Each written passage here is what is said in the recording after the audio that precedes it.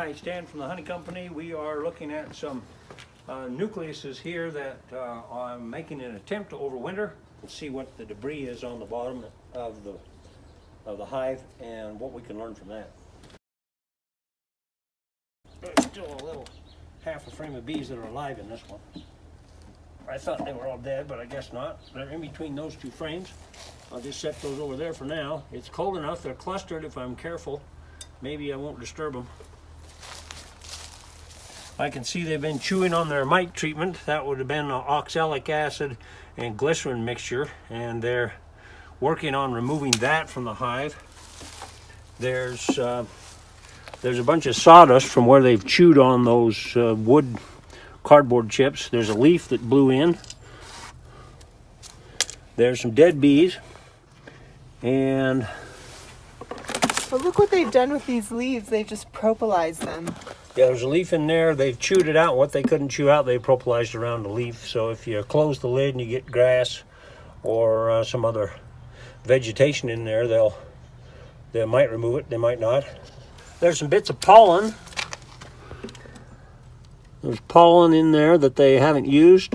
There's little crumbles of probably honey. Might be crystallized honey that they couldn't really consume, or it might be a little wax, a little bit of wax chewings, wax chips. Because of the mite treatment that was in there, there should be some dead mites on the bottom. So maybe the best way to do that is to scrape off the contents or the debris on the bottom board. Let's do this. Let's dump it onto a nice white surface, and then we can see what's in it.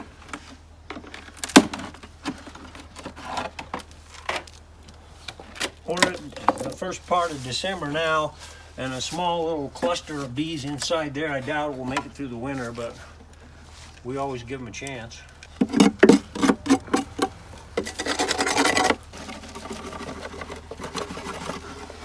See if we can see any mites. I see a few varroa mites.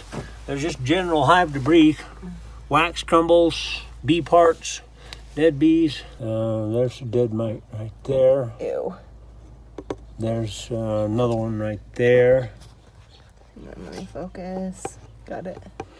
So I'm seeing a few mites, not tons of them. There's another mite. There's another one there.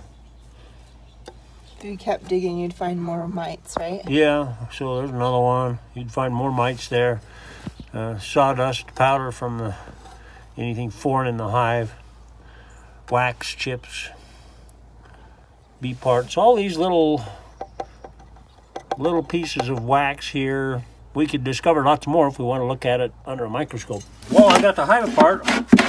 I'll just take my hive tool and scrape out the rest of that.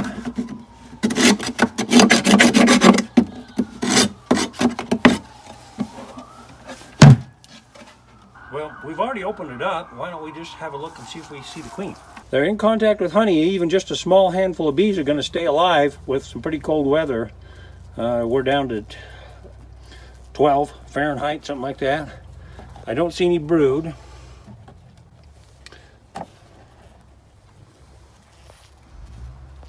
See how the bees cluster in the wintertime? They got their tails sticking out there. All these bees are alive in there. They aren't dead. They're in there clustering inside the cells. There's the queen bee right there. She looks small because she's not laying eggs this time of year. So is this a good temperature to check bees? No, ideally not. I don't know what we are now. We're in the 20s, mid-20s. But so you can see I'm not going to kill these bees by looking in the hive if I'm quick about it. I'm not chilling any brood because there's no brood. They're all right. They'll warm back up. They're in contact with honey. I'll put that hive back together. And I doubt that kind of a cluster was going to make it through the winter. They'll dwindle down too small to be alive in the springtime. But it's not going to serve me any purpose to do anything else with them now, so we'll give them a chance. Good luck, bees.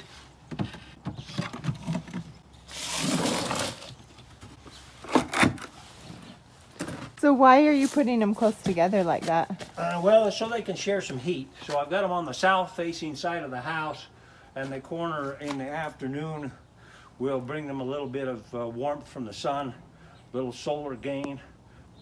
Plus they're kind of out of the snow, out of the weather, so some otherwise doomed colonies, I'll give them a chance. Might as well. I've had a few of them succeed. So from a commercial beekeeper standpoint, this is just a bunch of nonsense, but if you have the time and the inclination, you might get 1 or 2 of these through the winter. I could combine them all, but I've got 1, 2, 3, 4, 5, 6, 7, 8, 9, 10, 12 queens here, and that'll wipe out all but 1 queen, but I might come through the winter with 1 good strong colony if I combine them all.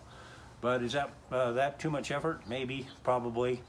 Most commercial beekeepers just won't bother with what they call dinks, dinky little hives that aren't going to amount to much, and they aren't going to be worth the effort to salvage.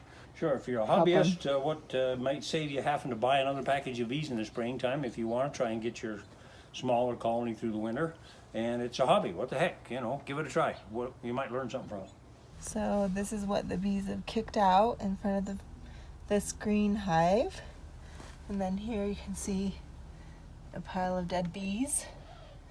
And then down along, see some dead bees and leaves and debris. This colony here appears to be dead. They aren't in contact with any honey. So I imagine they've run out of food. That's why they're lifeless and dead. We saw in the previous colony we just looked in about the same amount of bees, just a handful of baseball size of bees, but they're still active and moving around because they have honey. This one looks like it's run out of honey and starved to death. Whose fault is that? Oh, probably mine. I'll take the credit whether I deserve it or not. We're going to look at the bottom board and see what we can learn from the bottom board. Let's dump it out and see.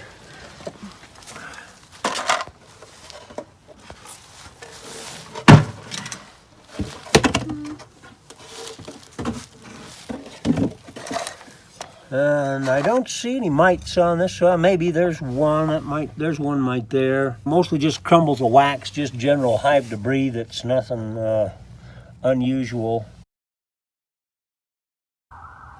We can see bees didn't go outside because it was too cold to go to the bathroom. I wouldn't say that's dysentery, but it's just the bees didn't have a chance to go outside for a potty break. It's just scat. Bee scat. So It's hard to tell if they're dead or just cold. sometimes I've given up on a colony and I've put it in a garage or something and moved it, and where it was a little bit warmer, and the bees warm up the next day and come out. So this one we don't know. So look, there's honey there on this frame, and the dead bees are on the inside of this. Let's see if they got any honey. Okay, so this is a bit of a puzzle.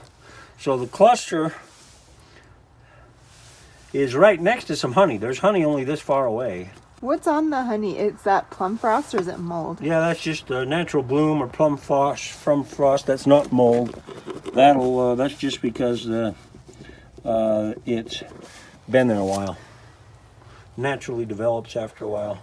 So I want to say these bees starved. I mean, there's no honey in this corner of the hive. They could have moved over that far, you'd think, to be in contact with honey. So I don't know if they starved or not. There's the queen bee in the middle. If you want to look for the queen bee when she's right there with her face down. Yeah.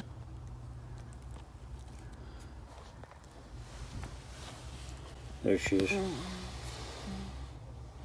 These bees aren't crusty and crunchy. They're kind of soft, so they could actually be alive. You put them in your hand and warm them up, they might come alive. So maybe you should put her back in the middle. All right, let's put her back in the middle. Just in case. Who knows? Right. Yeah, just mostly dead bees, huh? Yeah, just dead bees, and they haven't really been very active in cleaning hive, or there's not a lot of hive debris down there, just some dead bees.